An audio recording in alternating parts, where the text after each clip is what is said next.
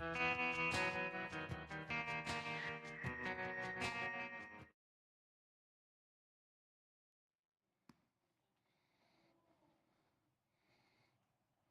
right, how are y'all doing?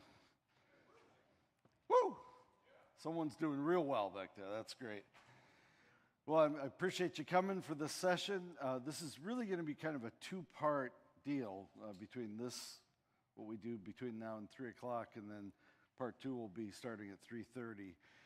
And I use the term, I actually have a book by this term that I'll show you in a minute, but I use this term because I think we all want to have, highly evangelistic churches, or the euphemism I use is contagious. And I do have to admit that I've been challenged for using the word contagious still after a global epidemic that killed millions of people.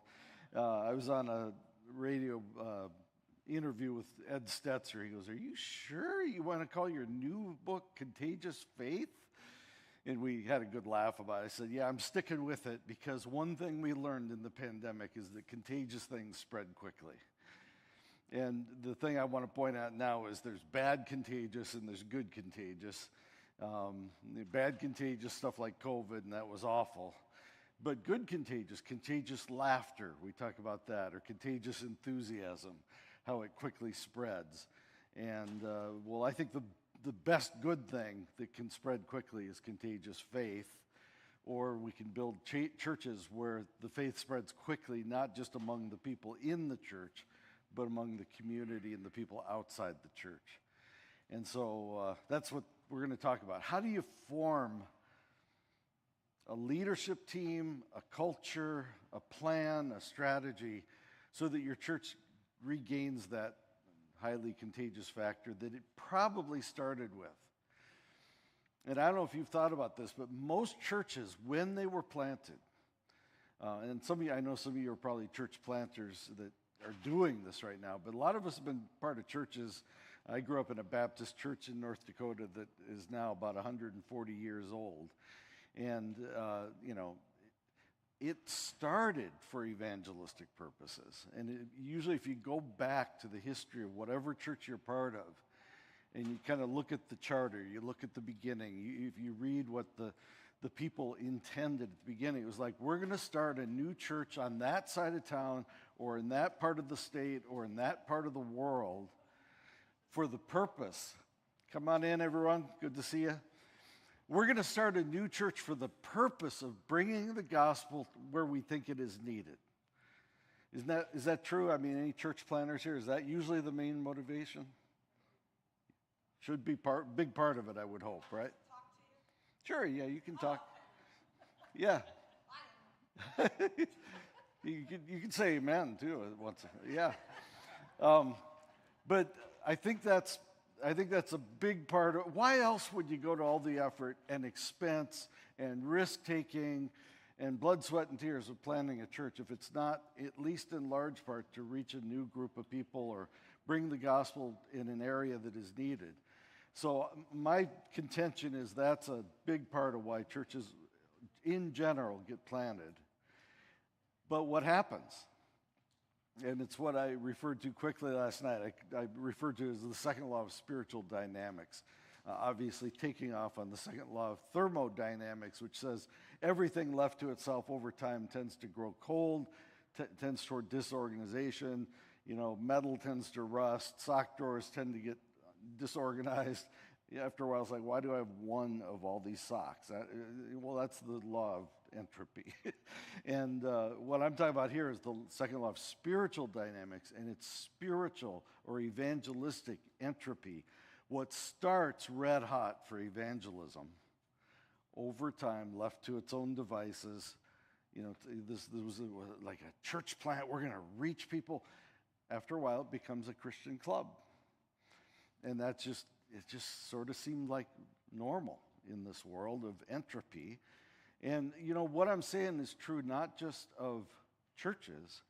You can go up or down the scale. It's true on a bigger scale. It's true of denominations. It's true of parachurch movements. I remember my buddy Lee Strobel, he was invited. In fact, I think he was speaking for it was like, we're doing this men's outreach breakfast thing. We're trying to reach our community. And Lee was a pretty young Christian at that time, but he said yes, and he went.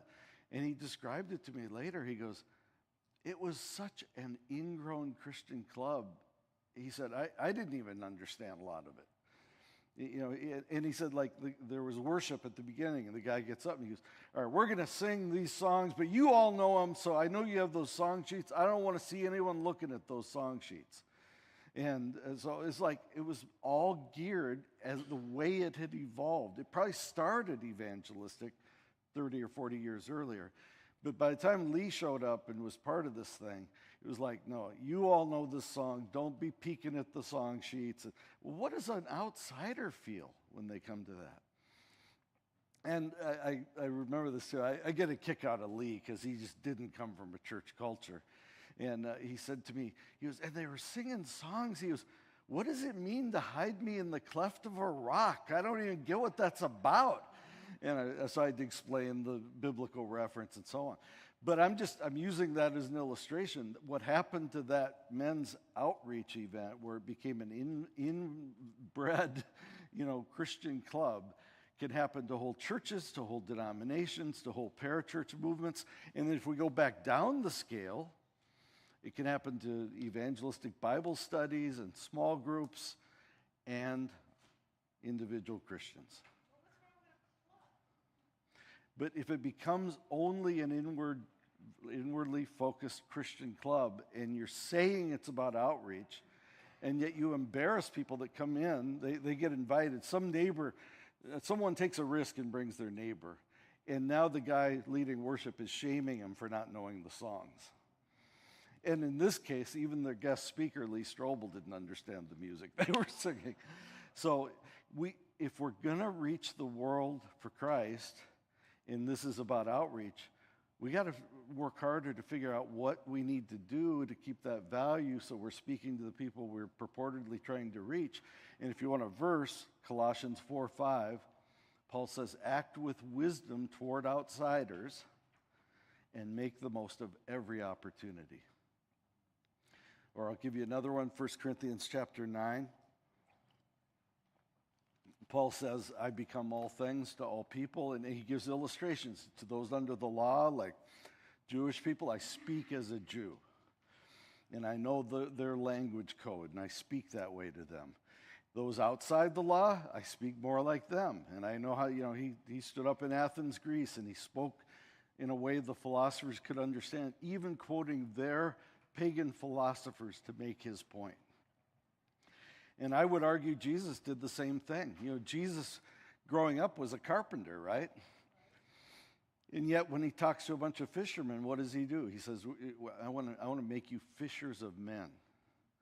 So Jesus had a mindset of saying, I know who I'm talking to, and I'm going to speak a language they can understand. I'm never going to compromise the truth. But this is just basic missiology principles. Is that I'm going to contextualize to the culture I'm being called to reach without compromising the message. That's what Jesus did. That's what Paul did. I think that's a mandate for us to go into all the world and speak in ways they can understand, delivering the truth about Christ and the gospel without compromise. So that is needed, but my broader point is that tends to slip over time. And what happens is it becomes like, this is for me. And what has the church done to serve me lately? My family, we're not happy. We're not. And sometimes there's legitimate gripes there, but sometimes those complaints come out of a spirit of self-centeredness, and the church exists for my enjoyment or needs or attention on me and my family and so on. And in effect, we're saying, forget the world out there. And our attitudes and our actions and even the way we design things are built for the insiders. And we're no longer acting with wisdom toward outsiders, like Paul said in Colossians 4:5. So the question is, how do we then regain some of that pioneering evangelistic spirit that started your church in the first place? It started, in many cases, a lot of denominations. that started a even missions movements. Sometimes it's like, we're going to reach wherever, let's say India, we're going to reach it, and then they go and build these Christian enclaves of Western culture, and they all talk and live among themselves. That's why one of my heroes was Hudson Taylor. I don't know how much you know about what he did, but I mean, this 19-year-old kid somehow, the Holy Spirit and biblical teaching, but he got a vision for reaching the inland part of China. And do you know his story? 19-year-old, well, he started this younger when he came to Christ a few years earlier, and God just gave him this passion for England. This is back in the 1800s.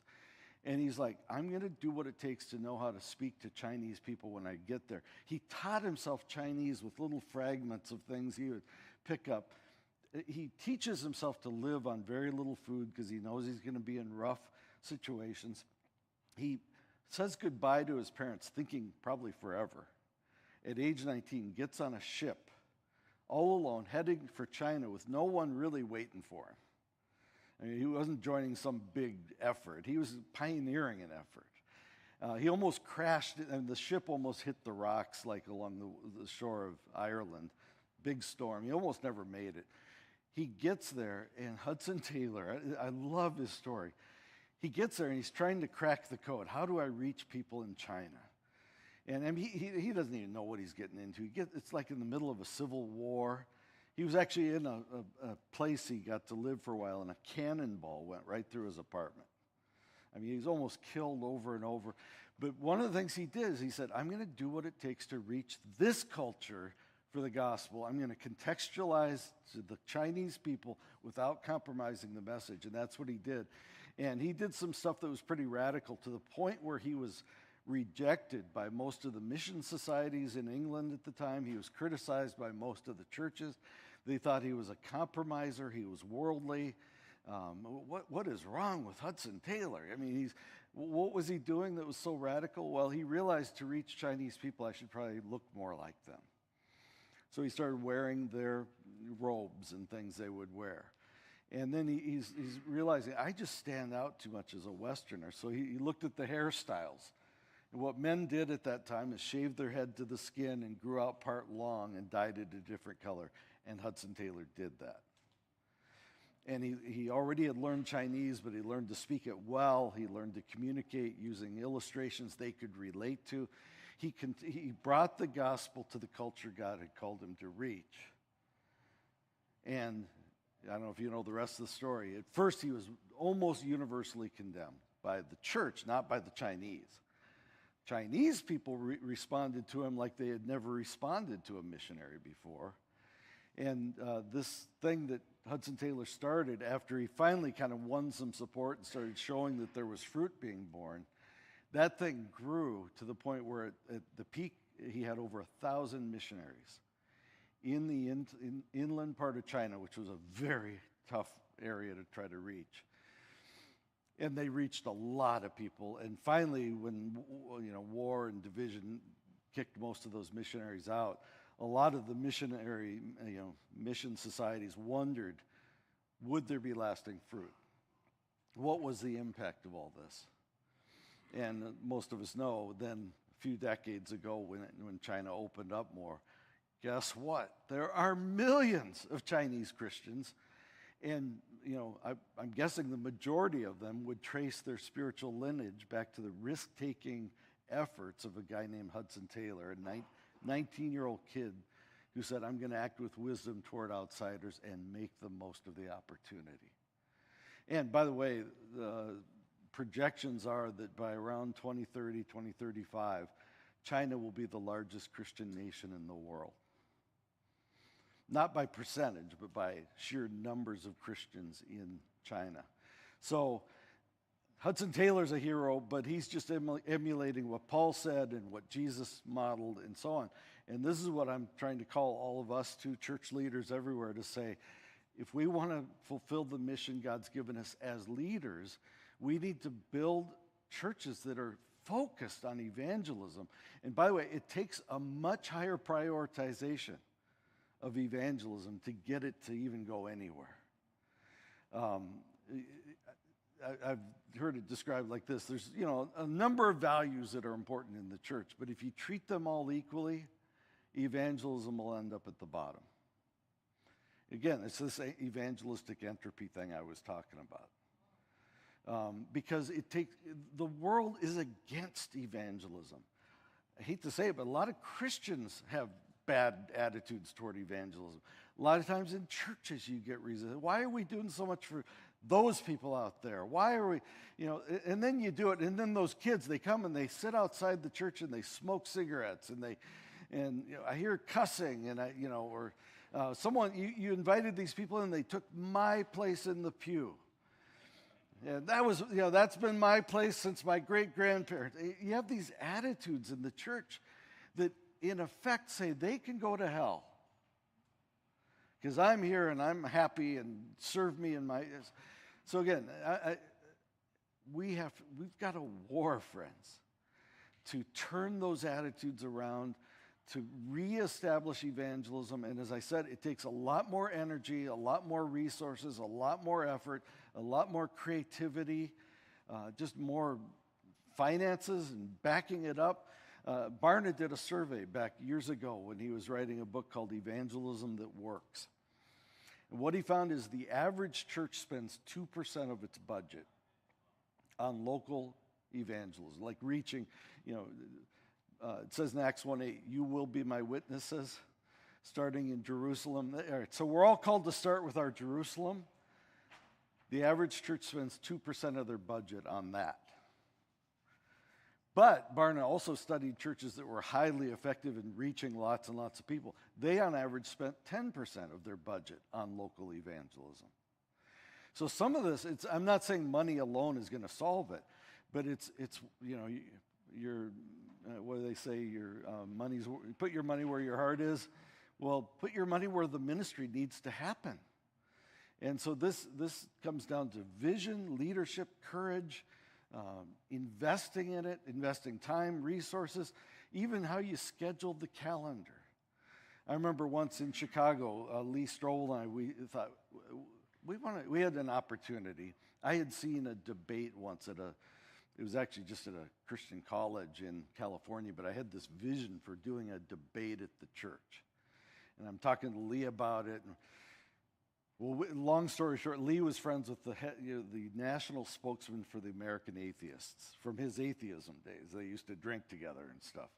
So we had lunch with this guy. His name's Rob Sherman. And we said, we're thinking about doing a debate between a Christian and an atheist at our church. He goes, you'd never do that. You guys want to talk about the case for Christ. You never talk about, let someone come and give the case against it. We said, well, that's exactly what we're talking about. Would you be interested? He goes, I'll find the best atheist in the world to come debate your guy. Long story short, he said yes, and I called one of my former professors from seminary, who was living in Belgium at the time, Dr. William Lane Craig, one of the top apologists and defenders of the faith. He said, I would love to come and do a debate, but I'm traveling. He was on a trip to, I think, Australia or somewhere. He said, I'm going to be in Chicago for a day. I could do it that night. So we go to the leadership of the church. Well, guess what? The day we wanted to do it was the same day that an annual church picnic had been planned for the staff. So now we have a choice. We've already planned this thing. It's for the staff. It's for church, to thank Christians and so on. Or we have a chance to, do this kind of scary sounding outreach event in the community. What should we do? Well, to their credit, they said, we're going to, we can do a picnic anytime. We have a rare opportunity. And even the senior pastor, he said, I don't think that many people will come to an academic debate on the existence of God, but that's okay. And he actually had a special fund. He said, we had a professional football player who had set up a fund at our church just for special events. He goes, I'll take some money out of that fund. You have $5,000. Here's a budget. Go ahead and do it. So the willingness, though, to give room, to cancel something else, and to fund it, how many churches would do that? Many won't. Well, let me tell you the rest of the story.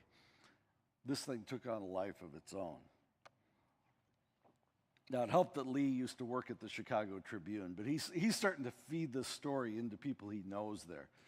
And kind of like, yeah, we're doing this thing. We're going to have an atheist on our stage telling everyone why Christianity's false. Probably shouldn't have done that, should we have? And the reporters are going, oh, this is interesting. We ended up with 4 advance articles in the Chicago Tribune alone before the thing even happened. Other newspapers are picking up on it. Christian radio stations are hearing about it. We had 117 radio stations around the nation broadcast it live. And the night of the event, and I mean, let me tell you, it sounds like, this is such a cool thing to do. I was on my face praying before God. I'm having an atheist on the stage at our church, live on 117 radio stations. We're getting all this publicity. And I'm going, do not be presumptuous about it. I'm praying and fasting and like, please, Lord, help. Well, he came through in amazing ways. The night of the event happens. It gridlocked traffic for a couple miles around our church. We ended up with the most number of people we'd ever had in the building at one time. Just under 8,000 people came. And it was a buzz in the community, all these radio stations. The network of radio stations sent 2 commentators like it was a prize fight. That was a good jab from the Christian, but now it looks like the guy's on the ropes. I mean, it was crazy. Almost 8,000 people. And I'm the head of evangelism. I'm in charge of this thing. We had a ballot, and at the end we said, we had several questions on this ballot. Are you a Christian? Or not, and who, not what do you believe. We're asking you right now, who do you think won the debate? 97% of the people said the Christian won. William Lane Craig won the debate. But of the people that said, I'm not a Christian, when I walked in here, I was not a Christian. Of those people, which was about 800 people, 82% of the non-Christians said the Christian won the debate. And we said, were you a Christian when you came in? Where were you standing spiritually when you left? 47 people became Christians through that debate. And not one person became an atheist. So pretty cool. It was a fun event. I did have media interviewing me, and they're going, now, you don't really expect anyone to change their mind at this thing, do you? And I said, well, I am the head of evangelism at the church. I'm not doing this because I like academic noise. Yes, I'm trying to persuade people because I believe the truth points to Christianity. And that's indeed what happened. Kind of a fun story, but I'm bringing it up to say it would not have happened because we had a church picnic planned. And in many ministries, that would have won. I wouldn't have had this story. We wouldn't have this event. By the way, William Lane Craig, a lot of the reason a lot of you know who he is, he was living in Europe at that time. He later called that the watershed event of his ministry. All of a sudden, he started getting invited. All of a sudden, he was on everyone's radar. He started getting invited to, even at Wheaton College, where he'd gone to college. He said, all of a sudden, they knew who I was. And he got invited for the next year's big philosophy of religion conference. And he moved back to the U.S. and moved to Atlanta and so on. I'm just saying, this was a catalytic event, but it took brave church leaders. It took a decision. It took a little investment of some money and so on. So that's where the rubber meets the road. But I'm kind of jumping ahead of myself. I want to get to what I call it the 6-stage process. Because the question is, how do you turn a ship around? Maybe it was evangelistic 140 years ago when the church was planted, but it is on this inwardly focused cruise now. It's mostly believers who care mostly about believer kinds of things. And the question is, how do you turn that around? And, some people are like, well, we'll just preach on it, or we'll do a bunch of outreach events. Well, okay, I think those are some of the ingredients, but where do you start? Right?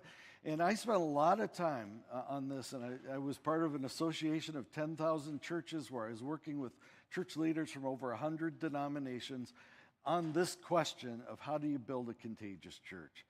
And what I did, I think God led this, and I really, again, prayed and fasted and sweat bullets over figuring out a biblical, transferable principle or process for how we can build evangelistic churches that's not reliant on the church I was part of at that time or a culture in a city I happened to live in at the time, Chicago. It's not, I think, subject to just, cultural whims or fads. It's a biblical transferable principle. I've been teaching this for many years, and I've taught it all around the world. I've yet to have a church leader say that wasn't relevant for me. That's outdated. I really am convinced this is biblical and transferable, and it'll help you. And I think you're going to agree with it. The hard part is doing it. This is not easy. This is not a little simple recipe. Just add these 6 ingredients and stir, and voila, you got a evangelistic church. No, these are hard things. But I believe God will honor them, use them, bless them, and I think this is my best shot at how you can build an evangelistic church and turn one back around that lost its evangelistic fervor, okay? So, and I wrote all of this in a book a number of years ago called Becoming a Contagious Church, and that's still available if you want to learn more in depth. I have a chapter on each of these 6 stages. But let me just get right to the stage 1. And it's not big events. It's not a big program. It's not a lot of flash or publicity. It's not something that's going to need a marketing campaign. I think the way you build an evangelistic church, the way you begin is stage 1.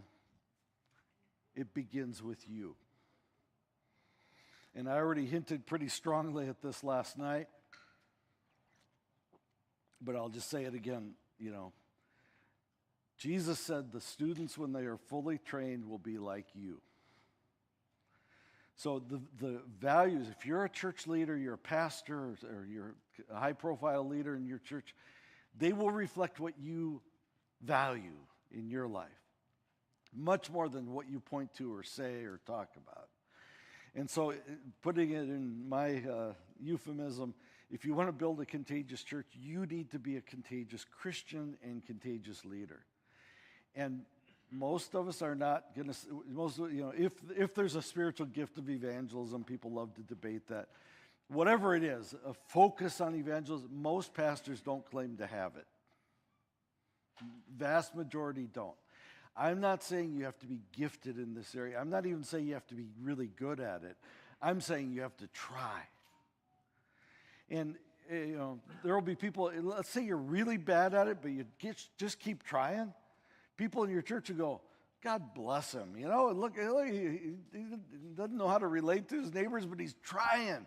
That inspires me. I could do it better than that. Okay, let me show. But we need the leaders to model this. Own and model evangelistic values in your life. If you want to build a contagious church, be a contagious Christian and leader. Lee Strobel puts it like this. He said, the pastor and the senior leaders in a church form the high water mark for where the church will go evangelistically. Don't expect, if you're right here, don't expect your church to go there. If you want the church to go there, you go there first. In vernacular or secular circles, they say speed of the leader, speed of the team. And I think that's really true. So I want to get practical now and spend a fair amount of our time on this one. How do you, it's one thing to know this and acknowledge it. For some of you go, okay, that's good. Give me some insight. For others, you may go, that's just not me. Let's talk about how it could be you. How do we help us as ordinary leaders with all kinds of concerns and all kinds of responsibilities, and maybe you're preaching all the time, or you're writing things, or how do we raise our own evangelistic temperature? And again, there's a whole chapter in that book, the Contagious Church book, but let me just give you 4 thoughts on this one, and then I'll go on to stage 2. 4 thoughts on how you can heat up the evangelistic temperature in your own life. 4 words that start with P. First one is prayer. And let me tell you what I'm not saying, what I am saying. I'm not saying just pray more, although I'm all for it, okay? But I'm not saying if you just pray more, you're going to have an evangelistic heart. Not saying that. I'm saying pray specifically about this issue. And for many of us, it's starting by raising our right hand and confessing that we don't have this value in our lives. And I've had eras in my life, even though I'm all about this and I write on it and I teach on it, I've had eras where it's like, Lord, forgive me. I have become self-centered lately. And I've ignored my neighbors. I've ignored opportunities. Change me. I repent of self-centeredness. I've prayed this once. I said, Lord, your word says you are not willing for others to perish, for people to perish. If I look at the last few weeks in my life, it looks like I am willing for them to perish because I'm not reflecting the heart of Jesus toward the lost world that he sent us to reach. So I confess it as sin. But beyond that, Lord, please instill this value in me, grow it in me, strengthen me in this area. I used to do a lot of teaching all over the country, actually around the world, with a teaching partner named Ricky Bolden. And Ricky is a 6'6", huge African-American former NFL player. Cleveland Browns. He played way back with Bernie Kosar. Any football fans remember this? So Ricky Bolden left the NFL early to go into ministry. And his coach is like, are you kidding me? Give me a few years, He was, no, I gotta do. He felt called to ministry. But then he wanted to grow in evangelism. He had come to some of my seminars. He goes, I want to grow in this area. And so I talked about the very things we're talking about right now. So he took this prayer idea really seriously. He said, I'm going to do some form of fasting for 30 days and ask God to give me a heart for lost people. And Ricky was at that time working in the inner city of Washington, D.C. So he started praying, and he later told me what happened. He said, nothing happened for about 2 or 3 weeks, other than I got really hungry. And he said, I just didn't feel much. But he said around, close to the 3rd week of doing this, I started to just see things differently. And I felt like I was starting to have the mind of Christ and the eyes of Christ toward people who matter to God, who are lost, who are far from God. He said, I started walking, where he does ministry is a pretty rough part of D.C. He said, I'd walk by and I'd see homeless people, or I'd see the prostitutes on the corner. He said, all of a sudden I had a different attitude toward them. I started seeing them as people who matter to God, who warrant efforts, who ought to be loved, who can be spoken to. He said, by the end of the 4th week, he said, I'm a different person, and my ministry is different. And I'm all of a sudden reflecting that in how I lead and what I prioritize. He saw what I'm talking about. This is the foundation. I'm going to show you stair steps going up here. This is the foundation. And Ricky became one of the most evangelistic leaders I know. And please don't misunderstand. I'm not saying you have to do a 30-day fast. I'm saying do what it takes and start with prayer and be honest with God. Don't say, I'm okay. I kind of got this one down. No, most of us are not okay when it comes to evangelistic hearts. So admit it, pray about it, ask God to change you. Second P word is the word passage. And what I'm talking about, passages in the Bible. And again, I'm not just saying to read the Bible more. I'm saying go to places that you know will kindle the fire of evangelism in your heart. And I'm guessing as soon as I say that, some passages are coming to some of your minds. There's just places, maybe you've preached on a passage once, or you wrote some small group curriculum, or you did a devotional or something. And when you were dwelling in that one, your spiritual heartbeat, your evangelistic passion grew. I'm saying go back to that well often and preach a new series and write some new curriculum or whatever you need to do to really instill that value. And let's just take a minute. When I say this, I'm talking about passages that fire us up evangelistically. What passage comes to mind? I just want to hear 2 or 3 from some of you. I think it's Corinthians chapter 13, the love chapter. 1 Corinthians 13, the love chapter. Yeah. We don't know how to love, so. That's good. Matthew 28, the Great Commission. And is there any specific part of it that grabs you or, huh? That word go. Boom, let's get going. Good. Back here?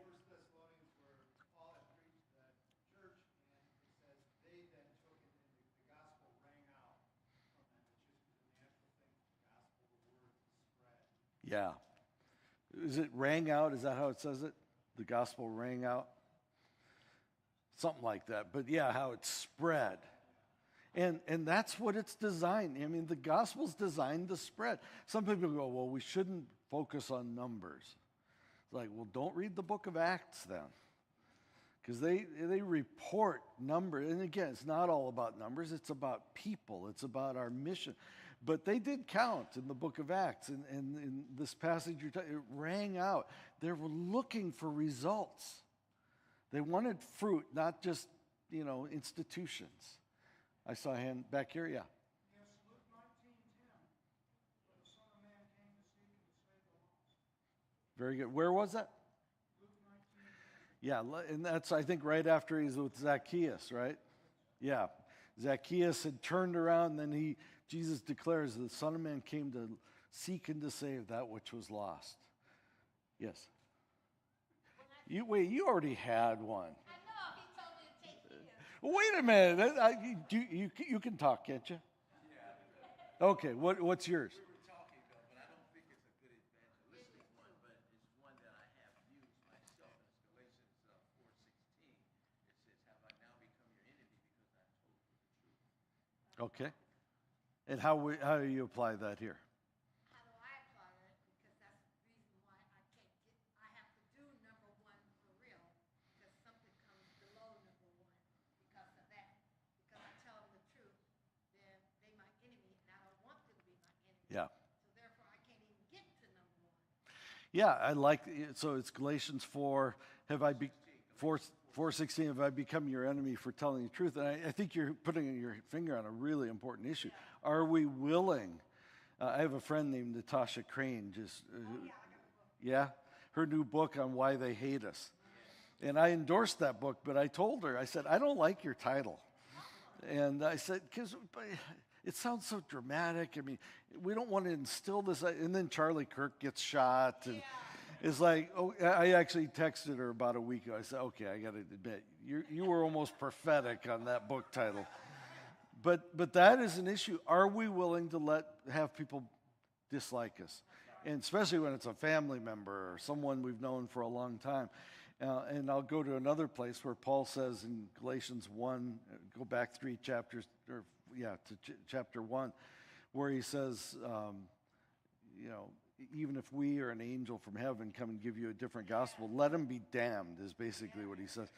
And then he goes, and am I trying to win the approval of men? If I was trying to win the approval of men, I wouldn't even be a Christian. It's like, so we got to be willing to stand up to not just the culture in a generic way, but to have specific people reject us or hate us or ostracize us. Well, we're still on number 1, by the way, on the scale. I couldn't get to it. So let's back up to just number 1. Yeah, okay. Yeah, back here. Scale on broken people. Ephesians chapter 5, God's expectations for men dying for their wives shows Christ. Because the way they're living isn't working.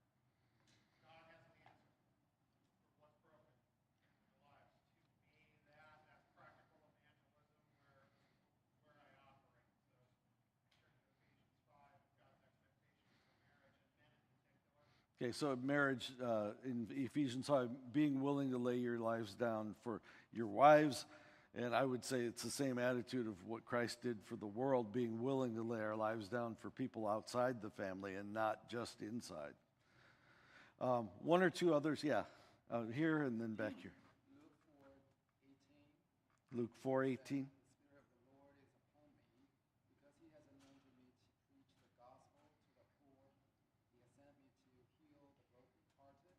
Yeah. Proclaim liberty to the captives, recovery of sight to the blind, to set at liberty those who are oppressed. Any part of that grab you? Liberty? Yeah. And it's where Jesus kind of came out and said, here, I'm fulfilling this prophecy. I'm the Messiah. I'm here to liberate people spiritually and in every other way. Okay, back here. So you mentioned Paul becoming all things to all people so that by all means he might win some. But I love that he owns it. So Acts chapter 15, we have the Jerusalem council. They say, guys, Gentiles are coming to Jesus, and we don't need to circumcise. They just need Jesus. So for me, it's incredibly profound that he chooses Timothy at the beginning of chapter 16 and has him circumcised. It says, you're going to join me in this, putting our money where our mouth is, to become all things for all people. So Timothy, yeah, that's go a long way to become all things to all people as an adult. Yeah. And that's often the case with Paul. Like, I have the freedom to do but if it's going to cause someone to stumble. So it's a willingness to defer to the needs of the people, loving people enough to do things that are uncomfortable or inconvenient for me. And again, that was Hudson Taylor. He was willing to face universal rejection, or near universal rejection. And I'm not kidding. I mean, you read the stuff about Hudson Taylor. The church just said he's worldly. He's lost his way. We sent this young guy, and we thought we've been praying for him, and he's just confused. He's compromising with the culture. He's dressing like the people. It's like some youth guy you send out, and then all of a sudden he's playing rock and roll, and it's like, what is wrong with it? Well, maybe he's trying to reach rock and rollers. These issues where you go, it's not my taste, but it's what is needed to become all things to all people for the sake of the gospel. Does that fit with what you're saying? Right, and I'm just thinking, you mean he's putting on flesh and dwelling among us? Yeah, Jesus, yeah. I've for like 26 years been the evangelistic trainer that goes, I train in cities before the Palau team comes, and Luis Palau and now Andrew Palau. And Luis was a friend and one of my heroes. I know he's from the Pacific North. He was from Portland, or at least his headquarters was there. He was on an interview once with a TV station in Portland. And I loved it because, he was doing these festivals, and, he was already then in his 70s. And he's doing these festivals where they're having, extreme sports and skateboard culture stuff, and they're bringing in Christian hip-hop bands and rock bands. And I remember this woman kind of, in effect, she looks at Luis on this TV interview. It's like, Luis, act your age, man. What are you thinking? She said, do you really like the music you have at your own festivals? And I'll never forget, I love it. Luis, what a winsome spirit if you're ever around this guy. I love what he did. He goes, no, of course not. I don't like that music. But I like the people who like that music, and I've been called by Jesus to reach them. And I thought, we all are part of churches with older people. It's not always older. Sometimes it's younger, but it's often older, who just, I don't like that. You guys did that song. I don't like it. And I think we got to be ready to say, well, that's okay. There's a lot of stuff I don't like, but it's part of what we're doing to reach your kids or your grandkids. And if you're feeling really feisty, you might say, that's a good thing you didn't like that. It shows me we're doing what we need to reach your grandkids. We're teaching values here. And to quote Luis Palau, of course I don't like that music, but I like the people who do, and that's who I'm called to reach. So there's an attitude shift here. And again, we've gone way beyond just owning and modeling the values, but let me just give you my passage before we go on. And this one just gets to me every time. It's John 4, Jesus with the woman at the well. And I don't know how y'all feel about The Chosen. I like The Chosen. If you haven't seen the scene from where Jesus and the woman at the well scene, it's on YouTube. I think it's 7 or 8 minutes long. First time I found that on YouTube, I think I watched it about 10 times in a row. I'm just seeing Jesus break all the social customs, all the stuff that would get him in trouble with all of his religious leaders in, Jerusalem and so on. It's a man talking to a woman. It's a Jew talking to a Samaritan. It's a righteous man talking to a wayward woman. All of that stuff. It's like, yeah. I came, as you quoted, someone quoted, he came to seek and to save Samaritan women and all kinds of people who were lost. And you see her at first very jaded, very defensive, and then slowly they just portrayed it beautifully, how the wall goes down. And by the end, she realizes this is the Messiah, and he loves me. Even though he knows everything I did, he loves me. And at the end, she's running and leaping back to her town in Samaria to get her friends and bring them to meet Jesus. And just the joy. And so I read that passage, and I go, in fact, the conclusion is the disciples come and they go, hey, we brought you lunch, and Jesus is going, I'm not hungry. I've been doing the will of my Father, and that's my food. In effect, he's going, I was doing evangelism, and I eat it up. And I know what that feels like when I'm living that way, and I also know what it feels like when I'm not. And I want to be like that a whole lot more of the time. So it's a decision, friends. It's a willingness to take risks, like I talked about last night.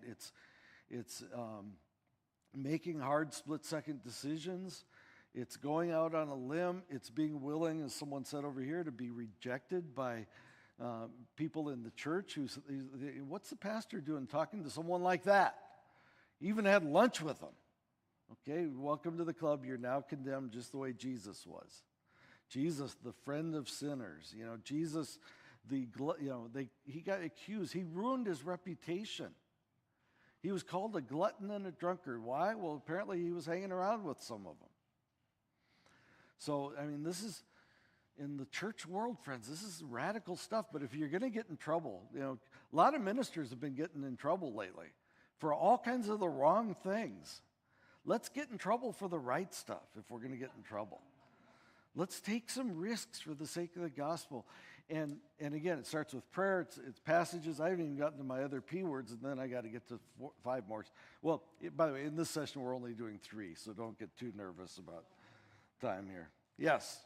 But let me go to the third P word, and that is a partner. It helps a lot to have someone who's like-minded, who wants to grow as a contagious Christian, as someone who's taking risks for the sake of the gospel, someone who's willing to be condemned by other believers like Hudson Taylor was. It helps to have someone who you're walking through this with. And I think every believer needs this kind of a partner. And it might be someone at your church. It might be someone in your family. It might be someone you went to seminary with years ago that you just, FaceTime with every once in a while or text with. I have a group of 4 guys. We're really creative. We're the guys, G-U-Y-Z. But it's a virtual small group. One of them was my best friend from seminary back in the 80s. One of them was a guy I worked with in Chicago, and the third one was a guy who actually came to one of my seminars. Get this, he came with a really liberal church to one of my seminars in Chicago. And he actually challenged me on some of it, and we ended up talking over a lunch break, and he came to Christ. And he lives in Indianapolis. So the 4 of us text every day, and we encourage. I texted them literally 90 seconds before I walked in here to pray for me for this session, and they're praying for me right now. And sometimes my pocket buzzes. Oh yeah, I'm with you. I'm praying. We need people like that. And the bigger example in my life is I was hired and started in ministry the same day as Lee Strobel in 1987. And we've been best friends and ministry partners. We talk virtually every day. And you go, well, that's cool because he's famous. And he's, well, when I met him, no one knew who he was other than he was in the Chicago Tribune. But he was not known as a Christian. I actually helped mentor him theologically. He mentored me with my writing and speaking. We have a partnership, and we encourage each other. And, as it says in Galatians chapter, 10, 15 or something like, where it says to spur each other on to love and good deeds. I'm talking about finding a partner who will spur you on specifically in evangelistic love and good deeds. And that's what Lee does for me, and it's what I do for him. And one of the best things I can do, one of the best investments of my time, is have a long lunch with Lee. And we started in 1987. We did it last week. And, I mean, we've had that debate I told you about came out of a lunch with Lee. And I can point to books and things that I've written, things he's written that came out of a lunch together. And, seminars, and we for a while had a center at a university. We've had all these different things, but it comes out of being, buddies and partners in ministry. My point is, you need someone like that. And maybe right now, you know who it is? I'm saying get with them regularly. In person, maybe on a phone call, maybe through text. Spur each other on toward evangelistic love and good deeds. And it will help change your life, and good things will flow out of it. And by the way, I'm not talking about harsh accountability, like you're shaming each other because you haven't shared Christ yet, and it's 10 o'clock at night, but you better find someone before you go to bed. I'm not talking about that kind of stuff. I'm talking about encouragement. All right, I know you've been going through a lot lately. You've been really busy. Don't forget about people outside the family. Figure out a way to get around some, or at least, we're going to go out to lunch. Let's talk to the waitress. Let's do something. So a partner. And then the final P word is person, and what I mean is a non-Christian person in your life. It's one thing to kind of hang out in the laboratory and come up with all these formulas and all this, ideas among ourselves, but if it doesn't finally translate into a friendship with a non-believer, it's just laboratory work. If we want to change the world, we got to rub shoulders with people outside the family. So who is that person? And let me put it in a very creative way. Who's your one? I came up with that. No, I didn't. But who's your one, right? Isn't that a Southern Baptist thing? Whole campaign? Well, it's a good one. Who's the person? And I hope you have a person that you're praying for right now outside the family. I'll tell you one of my ones. I don't want to limit it to one. Could be who's your five or something. But anyway, but we had a neighbor just move in 2 houses up from us, and greatest family. I love these people. We've gotten together a couple times already. Jewish family. And I don't know if they're open at all. They know what I do. They're kind of intrigued by it. We've talked a little around the edges, and but I'm just building this friendship. I'm excited about it. And so his name's Gary. Lord, please draw Gary to you and his whole family.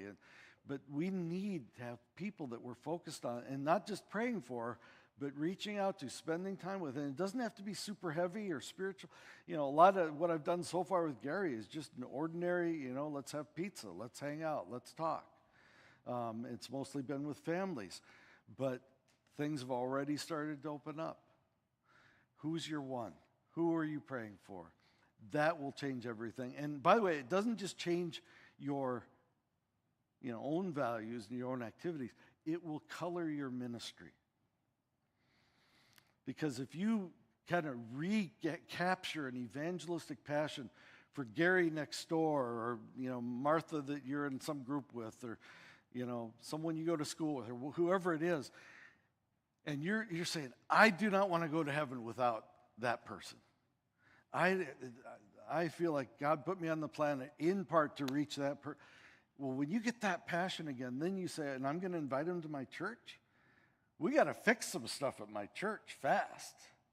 All of a sudden, it affects, how you teach and what your ministry looks like, and the music. And we're going to do an outreach event. Let's not do the Cleft of the Rock song at that one, or at least if we do, let's make sure there are song sheets and we explain this comes from a really important Old Testament story. Here's what this means. All right, now let's sing it. And you got a song sheet if you need help. To have that mindset back again, to say, what do I do to become all things to all people for the sake of the gospel? You'll regain a lot of that if you have someone in your life you're focusing on and trying to reach. So, yes. In terms of sowing and reaping, there's a time sometimes where you just plant a seed, you're not meant to sow, but the Holy Spirit will work on the person. When do you define when somebody is not the one for you?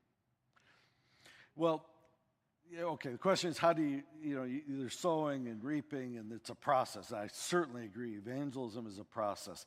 And a lot of times we don't see the end of it. A lot of times we're just link 5 in a link of 25 links, or chain of 25 links.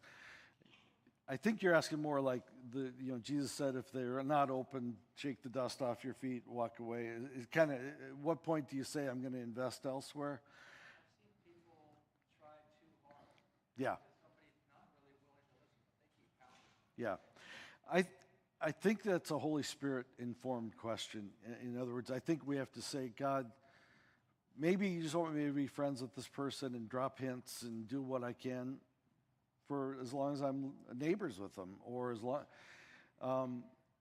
In other cases, I have been in situations where someone's just like they are not interested. Okay, I'll still be loving toward them, but from a spiritual stewardship standpoint, I may not spend as much time trying to reach that person, at least for this era, and God may say, focus elsewhere. But it's really a Holy Spirit question, because there's also the temptation to give up on people that are just going to be a slow burn. One of my best friends was Nabil Qureshi. I don't know if you remember his book, Seeking Allah, Finding Jesus. Powerful, one of the best books ever. And he was a former Muslim. And I didn't help, I had mentored him later, but a guy named David Wood helped lead him to Christ. But it was a 7-year process. And it would have been very easy for David to go, this guy is not open. He's trying to convert me to Islam. I'm not going to keep screwing around with this. Well, thank God David didn't. And 7 or 8 years down the road, he came to Christ. And I remember Lee Strobel had a story of a guy whose brother, Jewish family, his brother was a atheistic lawyer who got brain cancer and was on his deathbed. And this guy said, I've been praying for my brother. And it was something like 39 years, 8 months and 12 days, or whatever it was. He finally gave him the case for Christ. His brother read it and came to Christ on his deathbed. And it's like, thank God I didn't give up at year 37. So I think my general advice is be patient, be persistent, and always be loving and open with people. But I do think there is the principle that Jesus gave, that there's times where you say, all right, I'm going to focus energy elsewhere for a while. And I think that's true for churches and individuals. Let me at least get to the second stage. So first stage is the foundation. And I intentionally spend a lot more time on this. Because, you say, well, when do we get to the hard, stuff, like the program or the big event? Friends, this is the hard stuff. And, I mean, if there's any part of what I'm talking about here that you're going to end up saying, I'm not going to do it, or maybe you won't say it, you just don't do it, it's this. Because changing ourselves is a lot harder than talking to other people or encouraging other people. But if we get this right, our evangelistic temperature goes up. And as a friend of mine, Steve Macchia, he says, evangelism is overflow. And to use my contagious term, it'll get contagious inside the church before it gets contagious outside. And the contagion starts in your own heart, in your own life, as you live out these values. And then stage 2, overflow them to the leaders around you. And this is to anyone around you and everyone around you, but I'm especially saying if you're a leader, overflow, in putting it in the terms I have here, instill these evangelistic values in the leaders around you. And this is where you become intentional to say, I'm going to spread this to others. I'm living it now. I'm getting excited. My friend Gary came to Christ, or Gary hasn't yet, but I mentioned last night, we've had, I think, 7 or 8, 9, something like that, people in our neighborhood have come to Christ now. Well, that fires all of us up. And so now it's like we got some momentum. But I want to now spread that to the other leaders around me. How do you do that practically in the church? Here's some ideas. One is just talk about it. Go to lunch with fellow leaders, or you have a staff meeting or a volunteer leader team meeting or whatever it is. Tell the story about your neighbor or someone you got to, maybe it was someone who just visited the church. You know, the Smith family, they brought that uncle who's been resistant for so many years. Let me tell you what happened. And you tell the story in your team meeting, and it's contagious. Because people are out there going, I never have those conversations. I want some of that. And then you encourage them. You go, you know what, why don't we, at all of our meetings, we have these meetings every other week or whatever it is, I want to save the first 15 minutes for stories about how God's working through our lives to reach people outside the family. And then maybe you hear a story of someone on your team. You say, hey, next meeting, could you share that? Or maybe not next meeting, maybe next service. Could you tell that story? Don't out someone who doesn't want to be outed as far as how you tell the story. But could you talk about what happened to the whole congregation or to the whole team? See, you start telling these stories, it gets contagious. Evangelism thrives on stories of life change. So I think that's probably the biggest ingredient here. But here's how I would put it, is we're in a spiritual battle. I mean, if we want to be an evangelistic church, it's a fight. And if we want to reach our community, it's a fight. And so here's my advice. You want to attack on all fronts. You want to go in many different ways. And so here's some examples. If you're a preacher, preach about it. And I think we need a lot more series. If you're a church that's okay with doing series on topics, do a contagious faith series. Or call it what you want. Who's Your One series. And we're going to have you pair up and pray for your one at each of our services for the next 4 weeks. And we're going to hear stories. And make this a regular part of your church menu. So, if you teach it and do a series, but also do one-offs where it's like, okay, we're between this marriage series, we're going to do, it's end of the year, we're doing a stewardship series, but we got this 1 week. I'm going to do something, evangelistic in between. And sometimes that's evangelistic to the community, like preaching the gospel. But I'm talking about teaching on the value of evangelism for your believers, to try to raise their evangelistic commitment and heartbeat, their temperature. Do a one-off. Here's another one. Illustrate. Like maybe you're teaching about something completely different, but illustrate in ways that reinforce the evangelism value. So I heard a pastor once, he was teaching on how to find God's will, how to sense God's whispers and what he's leading you to do. Well, how did he illustrate it? That week he had been in the airport and he sensed God's Spirit whispering to him to talk to a guy that was standing alone at the airport. So he took a risk and went up and talked to this guy. So what he's doing is he's teaching on how to find God's will, but the illustration reinforced evangelistic values. And everyone's going, our pastor's taking risks to talk to strangers at the airport. I need to do more of that. Okay? So if you're a preacher, preach on it. If you're a leader, lead it. I was in a Southern Baptist church in North Dallas once, and the pastor he said, we're going to, this session, I'm going to give a vision for our church. And he gave one of the most courageous talks I've ever heard from a pastor in front of a congregation. And it was basically on evangelism. But I loved what he did. He held up his Bible. He goes, all right, I'm giving you the vision for the church tonight. And he said, and I just want to say something up front. He goes, we're Baptists. We vote on everything. Right? He said, I'm about ready to lay out the vision for our church. And when I'm done, I just want to warn you, we're not voting on it. We're just going to do it. And he said, I know that's tough talk, but let me tell you why I'm being so confident.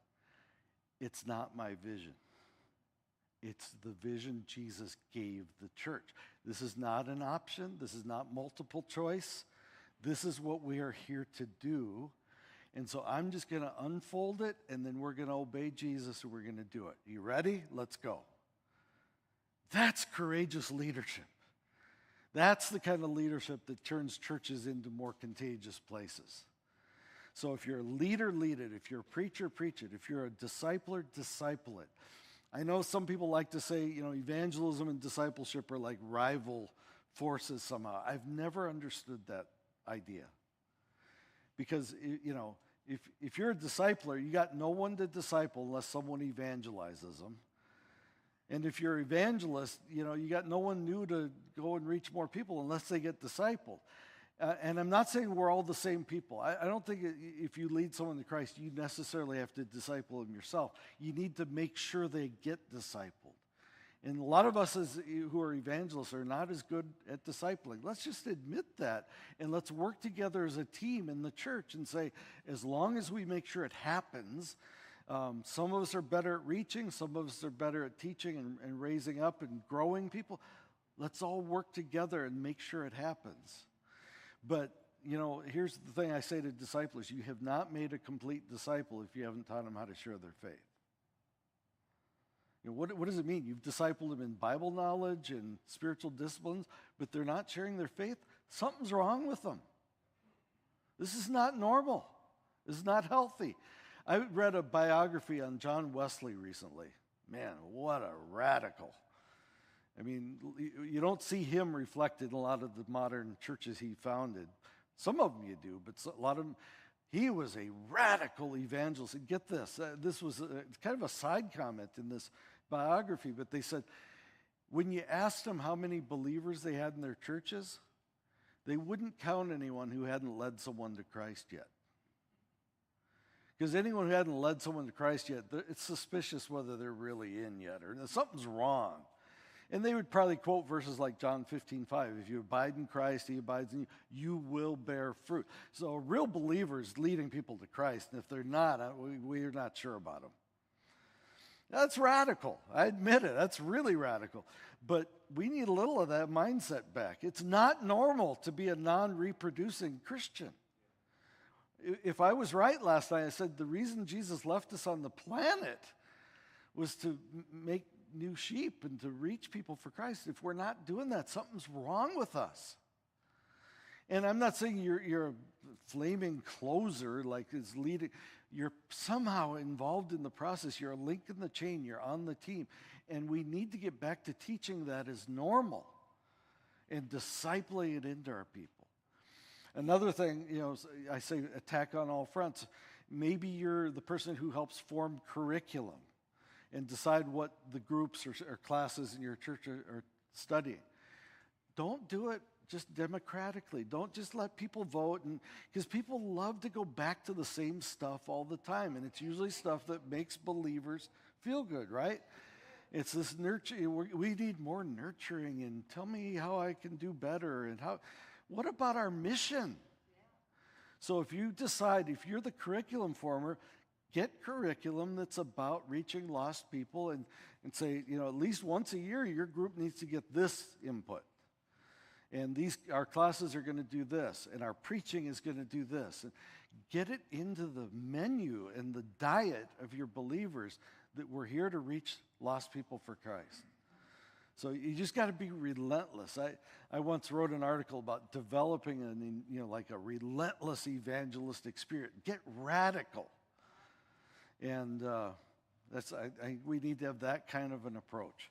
So, a lot more could be said, but do everywhere you can. I'll give you one more example.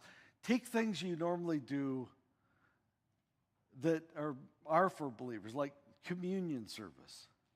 Well, that's for believers, right? Well, yeah, but what an evangelistic opportunity. I often hear people, they take communion, they say, all right, now before we do this, this is only, Paul warns, this is for people who are in the family and not to take this in an unworthy manner. So we would invite everyone to participate if you're a follower of Christ. And then they move ahead. I'm going, wait a minute, wait, pause, wait. But if you've been thinking about this and you've been hearing the message of the gospel And maybe you've been coming to the church, or you've been reading the Bible, and you'd like in? You can get in right now in time for the communion. I mean, maybe say yes in your heart. Let's pray right now. You can lead people to Christ right before communion. You could say now, as an act of your new faith in Christ, come and take the elements as a brand new believer. And then be sure to tell me afterwards, or tell someone. But use communion, use baptisms. Don't just do the baptisms. Give the testimony and say, some of you out there, you know you need to be following this example. See, everything we do opens evangelistic opportunities. It just needs to come out of the pores of the church and the leaders, and so that evangelism is just breaking out everywhere. And when I've been in churches that are like this, people are coming to Christ in the parking lot. They don't even come and talk to the pastor after the service. They're sharing Christ out there, out on the park bench, out, in the community and with the workplace, at school. And you hear of salvations happening all over the place. That's a contagious church. And see, what we're trying to do is form a contagious culture that then just breaks out everywhere. I'm going to introduce you to the third stage, and then in the next session, I'm going to go into more depth on it, okay? But let me just tell you what it is.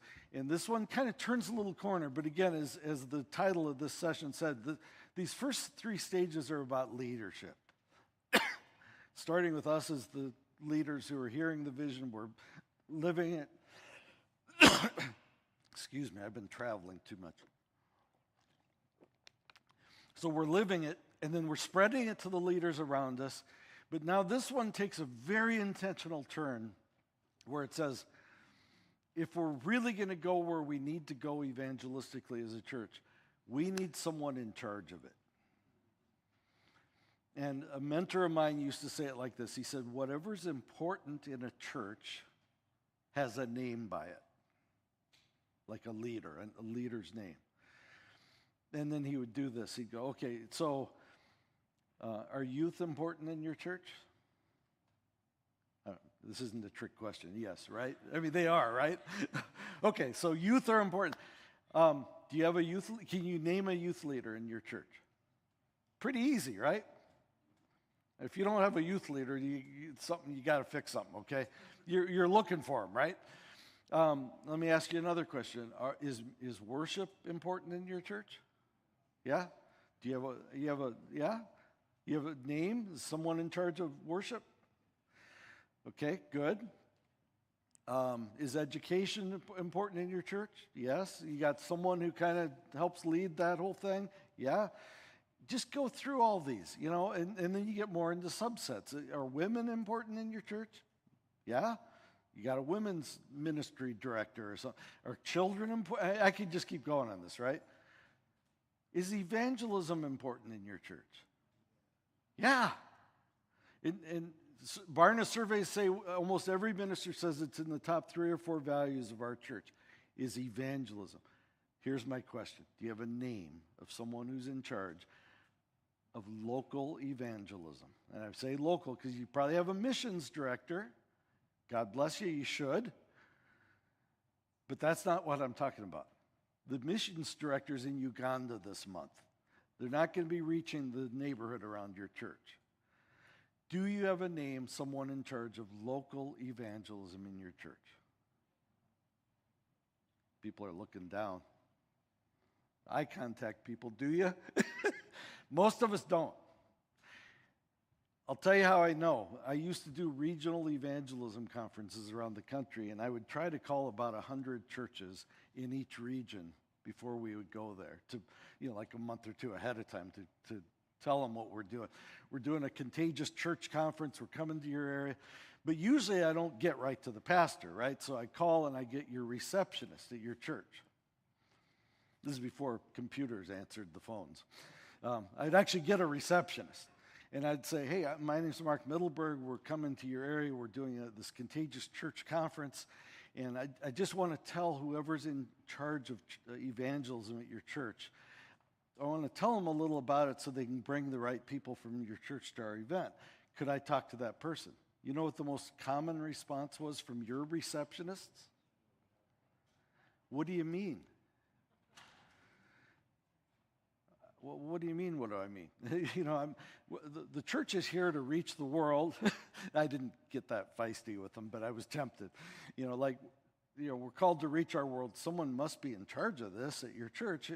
Oh, yeah, that's our missions guy, and he's in Uganda this month. No, I'm talking about someone for local event. I think that's kind of our small groups person. See, this is the problem. We have someone kind of in charge of something, but they're really not because they're mostly the small groups or Sunday school person. But the most common, besides what do you mean, the most common response I got was, well, that's kind of the pastor's job, along with 38 other things. I'm going, well, how's that going? Well, I don't know. He's in counseling right now. I'm not sure. Most churches don't have anyone in charge of the very area we say we're here on the planet to fulfill. And my challenge to you is you need to find and empower the right person to lead evangelism in your church. And what does that person do?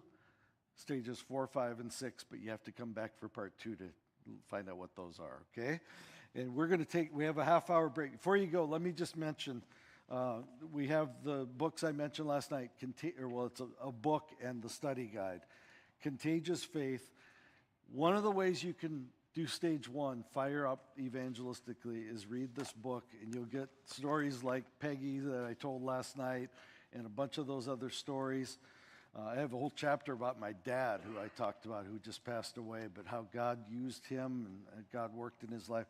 Then there's a 6-week study guide. This is a video course. There's a code in the front that unlocks the videos. This is for small groups or classes, or whole churches can do it together. Anyway, those are on sale out there. One other book I'll mention is I wrote a little evangelistic giveaway book called The Reason Why Faith Makes Sense. Part apologetics, but then it gets to the substitutionary atonement of Christ, what that means, what the logic of the gospel is. And I even have an altar call at the end where you can pray a prayer and receive Christ. We've had a number of people come to Christ. This is a giveaway book. I gave it to a waitress in Tacoma yesterday on my way down here. So I carry these all the time, give them away, but these are out there on sale. Pick this stuff up, and I think it'll help institute a lot of what we're talking about. I'll see you back at 3:30. Thanks.